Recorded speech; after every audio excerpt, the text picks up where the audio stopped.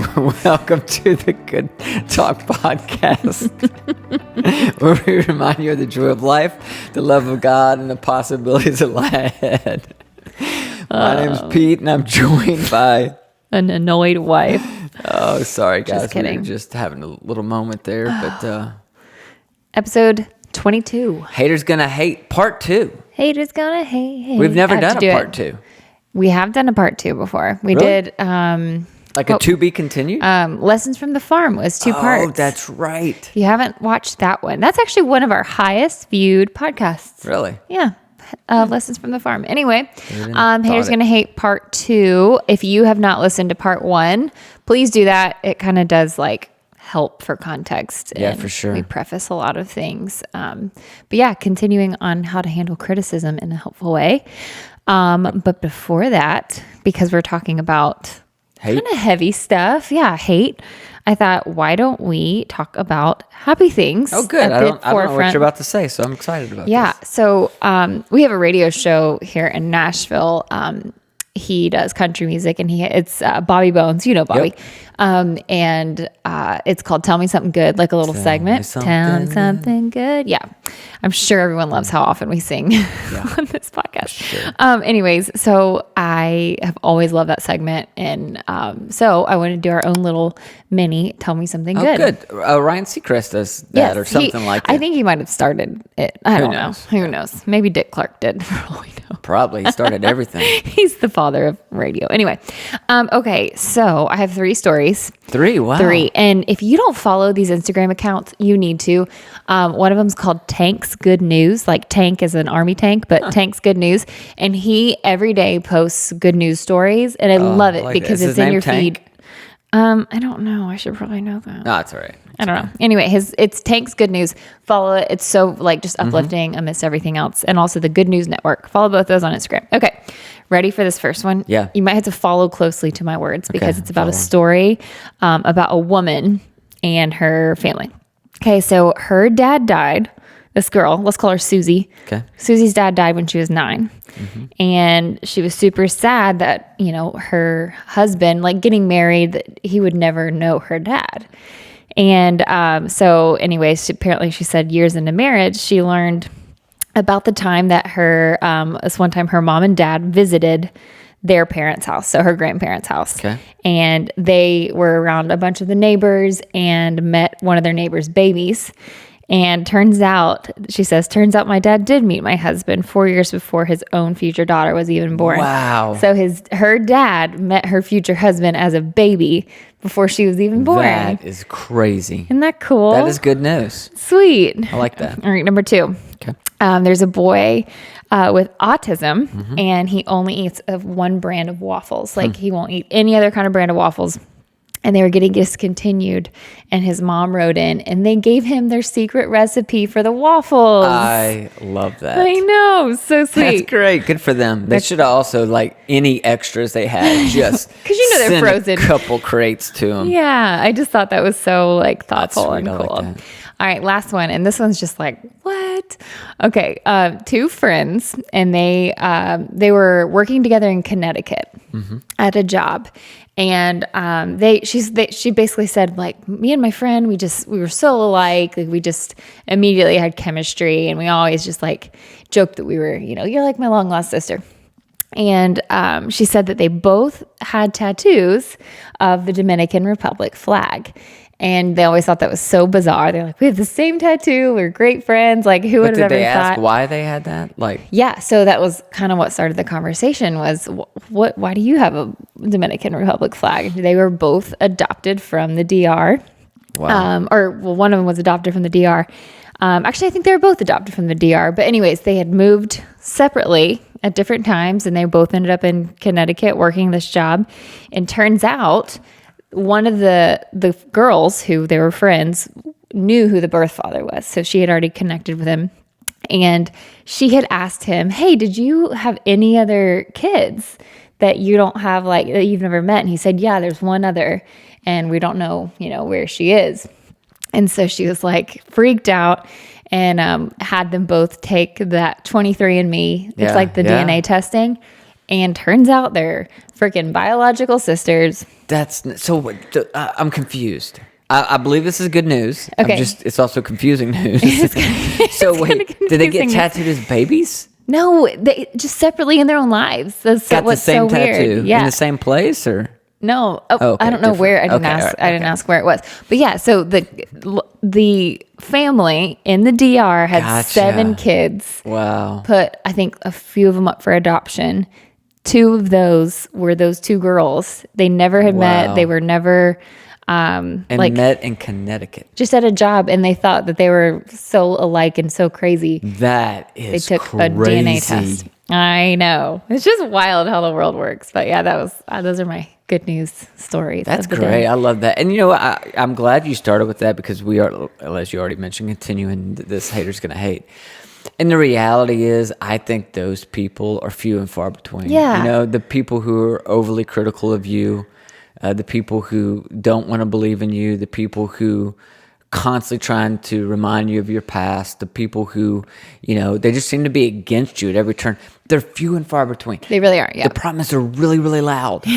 Or you let them be loud. Yes, you let them be loud. And we, I think, sometimes have to remind ourselves that most people are really good people, Yeah. and they are for you. Yeah. Right? And so I love hearing stories like that, because it just reminds me the world's a great place. So good. And you can't allow a few people to spoil it. At the same time, as we talked about last week, it hurts because it was designed to hurt. Yeah. And so we have to learn how we deal with this stuff in a constructive way. Yeah. You have to have healthy things in place. Yeah, and how you can turn that hate into fuel that actually moves you forward. Yeah. Instead of hold you back. So just a real quick review from last week. We talked about 4 things I think are really helpful. The first was remind yourself that you're not weak, right? It's designed to hurt. Of course it hurt, right?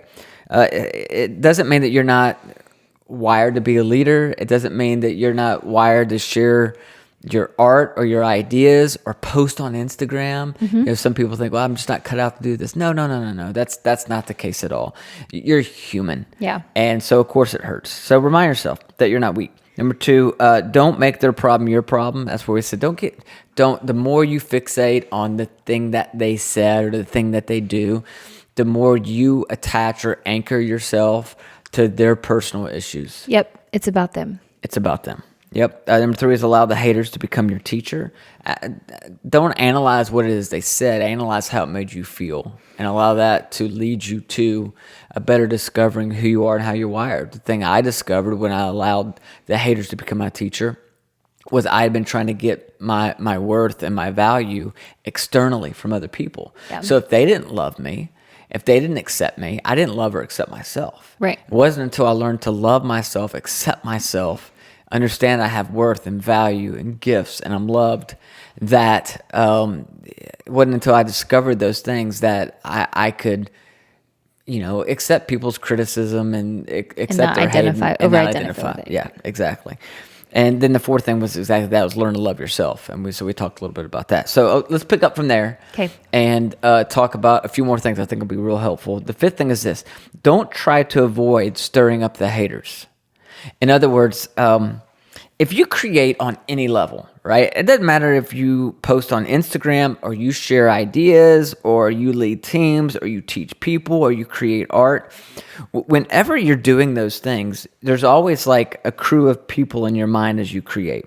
So every time I write a talk, or even when I put together, let's use this podcast. When I'm putting a podcast together and when you and I are collaborating on that together, at times we're thinking about certain people, right? Oh, so yeah. we may sometimes say, oh, we can't say that because of that group of people, or, ooh, we should say this because of that group, right? So you have all these different people in your mind. And Brene Brown actually talks about this, right? Love Brene Brown. She's so awesome. And she has this quote. It's a quote.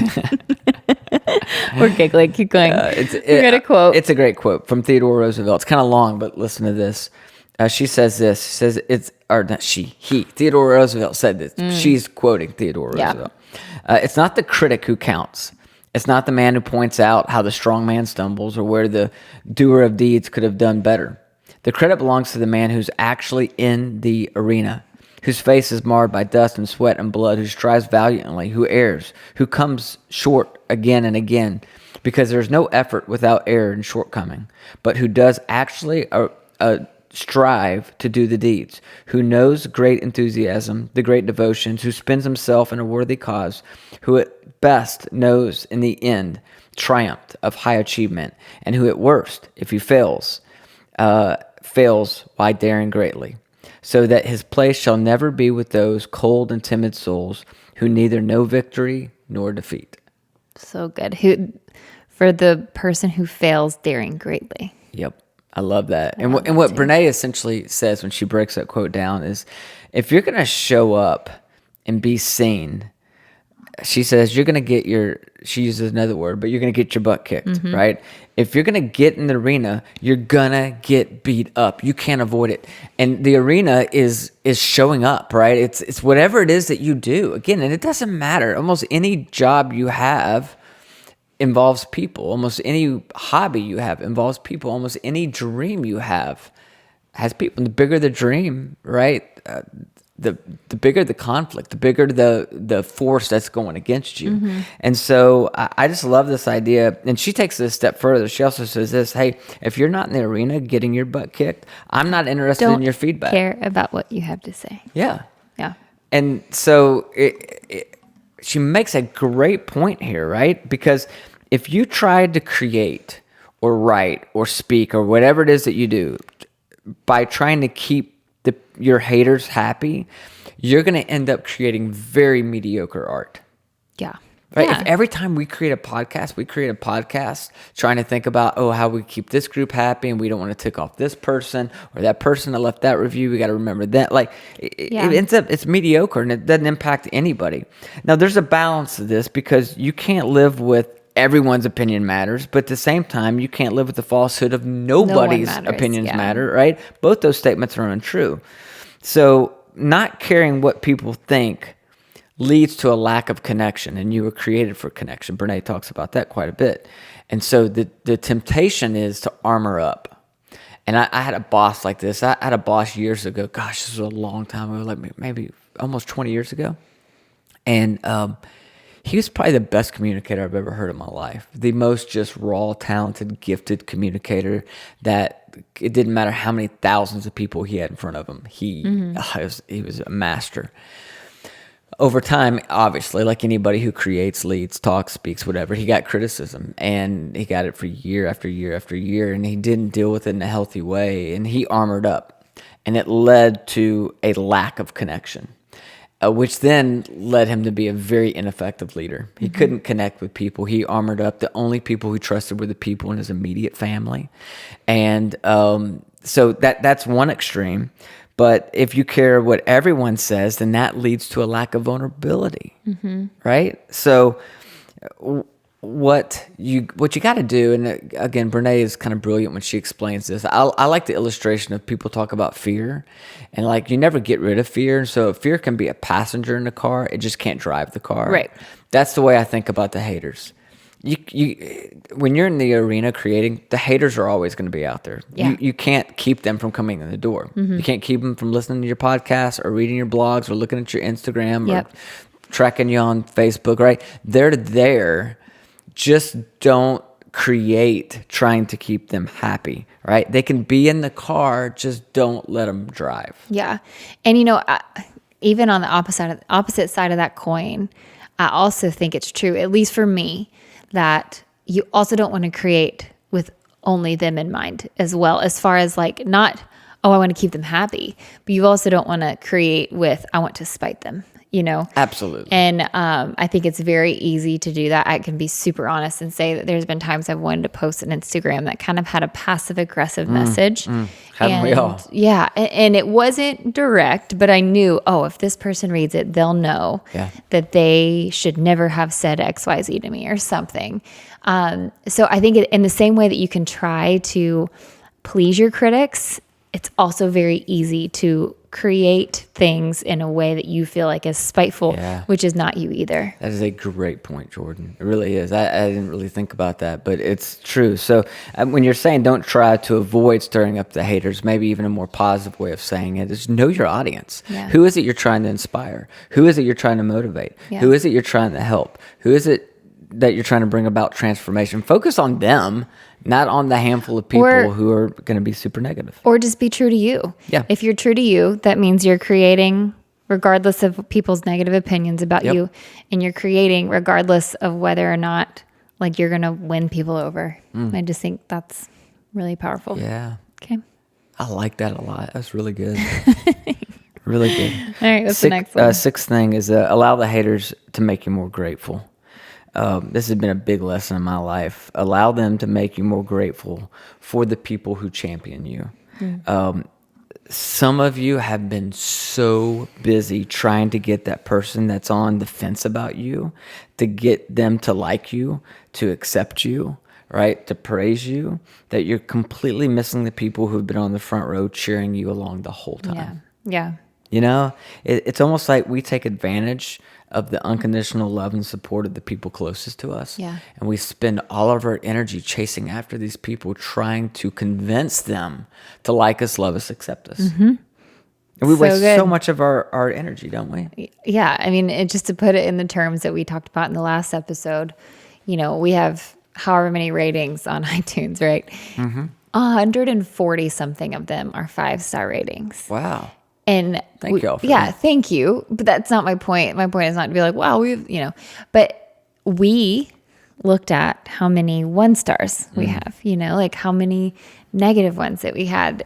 And instead, like allowing it for you to be more grateful, like to have that mindset of, wow, we're so grateful for the 140 something, or for the beautiful, kind words of other people in the reviews, or just think about it in your life and social media and work, everything. Like, focusing on the people who do affirm you and are, it does increase your gratitude for the people around you. And hopefully you do have those people around you. Hopefully that's something you kind of put in your life. You have to do that intentionally. Yep, that's right. Like that has to be something you really focus on. What do they say? You're the sum of the 5 closest people around you, right? Like just being super intentional about surrounding yourself with that. But that's really, really good and true. It is true.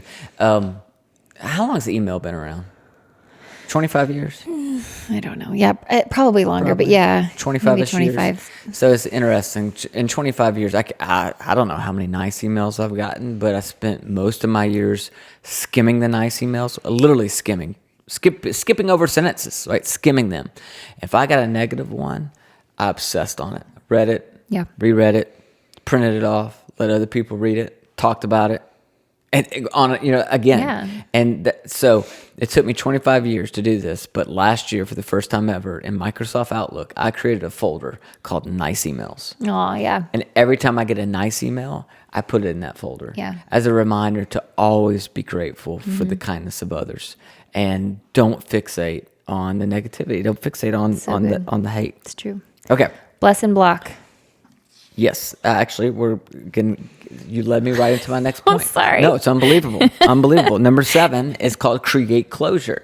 And so, I think this is important, this idea of creating closure. And this is something that's fairly new to me too, because no matter how many different safeguards that you create, you're never going to be able to avoid abusive haters, right? They're just going to be there. Yeah. So you almost have to create some kind of routine for you that helps you create closure. So, allow yourself for a moment to, feel the blaze of the anger and the pain and the hurt, and then square your shoulders up, look directly at the hater or look directly at their comment, and give them a strong and a very simple mental send-off. Okay, so mental. Yeah. Don't overthink this send-off. It shouldn't be a long rebuttal or an elaborate comeback, because that's a waste of your energy. And I think you talked about this in the last episode. I've been guilty of this, where you get some comment or a DM on Instagram, and you spend the next hour Yeah. trying to create a very thoughtful response. It's a rebuttal. It's a this is why you're wrong. And most of the time, it does no good. You're not changing people's minds. No, you're not. But you just wasted a ton of energy. And the nights that like we've been having a great night, and then we read something like that, and it throws off.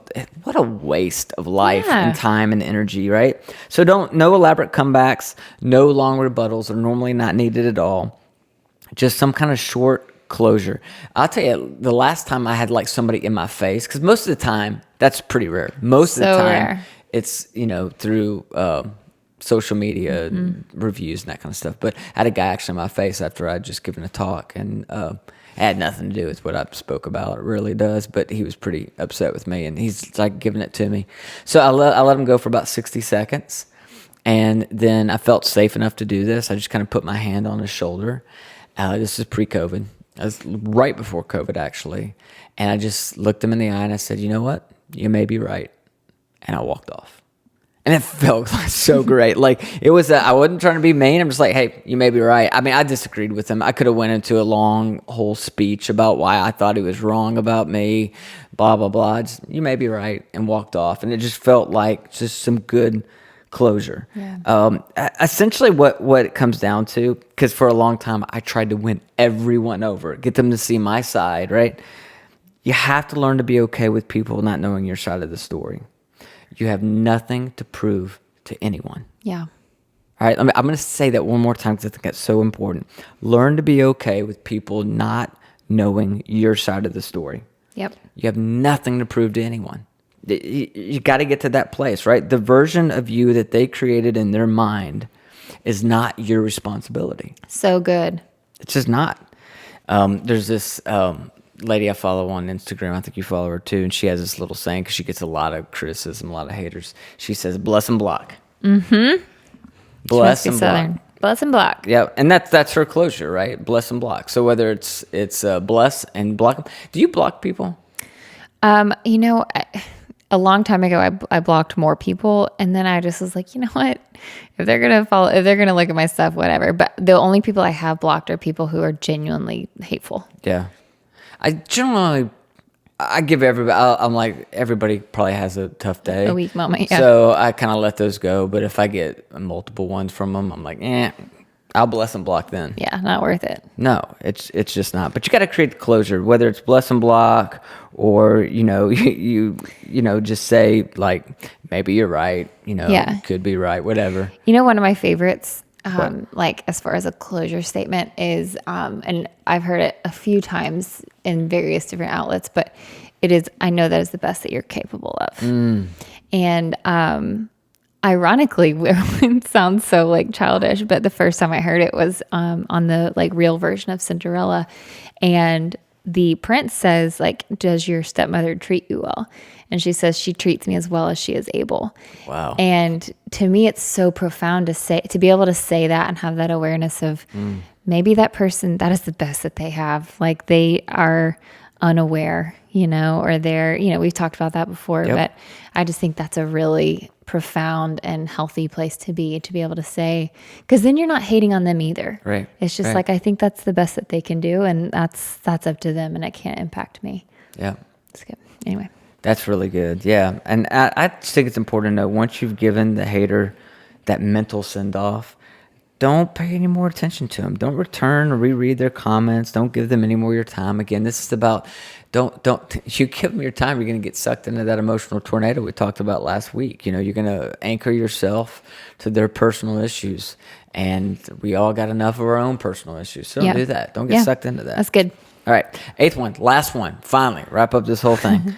Put yourself out there again and again and again and again. I think a big part of effectively dealing with haters is being willing to continue to share your ideas, your content, your art, regardless of what the hater says, right? Yeah. Again, back to Brene Brown, get in the arena. Yep. Nothing demonstrates like how few craps someone gives about a hater than the fact that they continue to share their ideas and create. Yeah. Right? So just do that. And I just think anything meaningful that you devote your life to is going to attract detractors.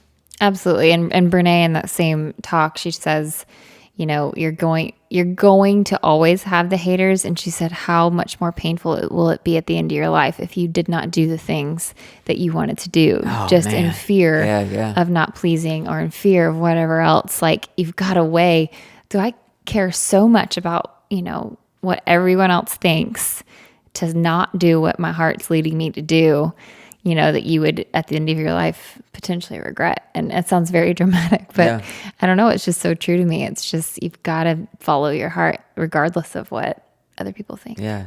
Have you ever been close to quitting something or giving up on something because of haters, because of criticism, because of negativity? Yeah. I mean, I've straight been told that when I was going through my divorce, I had a man sit down with me, and he was in a little bit of like religious authority, what some people would consider. And he told me that basically the calling of my life is diminished because I'm divorced. And I was... That, like, God can't use you. Yeah, God can't use you, or your life is going to be just less than now. And I believed him. I thought he was right. I was like, man, like, that sucks. I made one mistake, and, in my opinion, getting married too early before I was, healthy enough to even know myself. And I believed him. I thought, you know what, my life, my calling, my whatever might be less than it could have been. Yeah. And it did. It stopped me for years of being confident in me being able to do bigger things than I ever wanted, or I thought that I could do.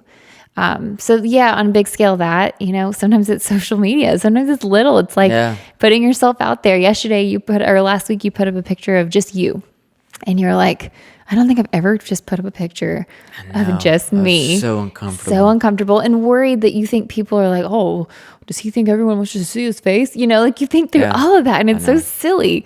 But yeah, I mean, I think we all do on a daily basis. You're putting everything through the filter of what everyone else thinks. And so yeah, I mean, daily, probably. It's funny. I have this group of people that I'm coaching. We're doing this Dream Year thing that we started back in January. And this past month in our coaching session, I was talking to them about, you have to have a why behind your what. Mm-hmm. There has to be, because whatever your what is, whatever it is that you do, whatever goal it is or dream it is that you're chasing after, the road is usually longer than we think it's going to be. The hill is steeper than we think it's going to be. We're going to face a lot more pushback and negativity than we ever imagined. If you don't know why it is you're doing what you do, you're going to give up and quit. Yeah. Every single time. It's easier. Have a why behind the what. That's what gets you back in the arena again and again and again. And you'll keep going no matter how hateful people get. You can turn that into a fuel that really kind of pushes you forward. So whatever it is that you do, just keep showing up. Create, love, write, start, try, go, share, jump, do it, show up. And that's more than half the battle, don't you think? Oh yeah. Showing up, I think, is probably 90% of it sometimes. So just showing up, and that takes the most courage. That's why one of my favorite quotes is have courage and be kind, because it takes a lot of courage to chase your dreams. Yeah. Well, anyway, I hope this has been hateful. I hope it's been hateful. I hope this has been so hateful. I hope this has been helpful to you guys. I know we deal with this in a lot of different ways in a lot of different environments, but hopefully this will give you that fuel to keep going and showing up and doing whatever it is that you do. Yeah, it's good. It's a good talk. It's a good talk. So as always, share it. If you want to share it, leave a review, subscribe if you haven't subscribed. All those things really do matter. They change. It helps us get the word out. And we read them, like the good, kind things that you guys say. We read them, and it genuinely means the world to us after a season of not receiving that, or just having a bad day. We love that. So we're super grateful for every single one of you who's so affirming. So many of you post our podcast on like Instagram, on your stories, and we see all of those. We see you sharing it. We're so grateful. So we're just, we've been talking a lot about the naysayers, but we're so, so grateful for the people who champion us and champion this podcast, because our heartbeat is to do this for everybody else, to kind of walk alongside them, because we're all in the trenches and we just want to learn together. That's right. That's a good talk, Jordan. I love it. Hey, until we talk to you next time, may the Lord bless you and keep you. May He smile on you and be gracious to you. May He show you His favor and give you His peace.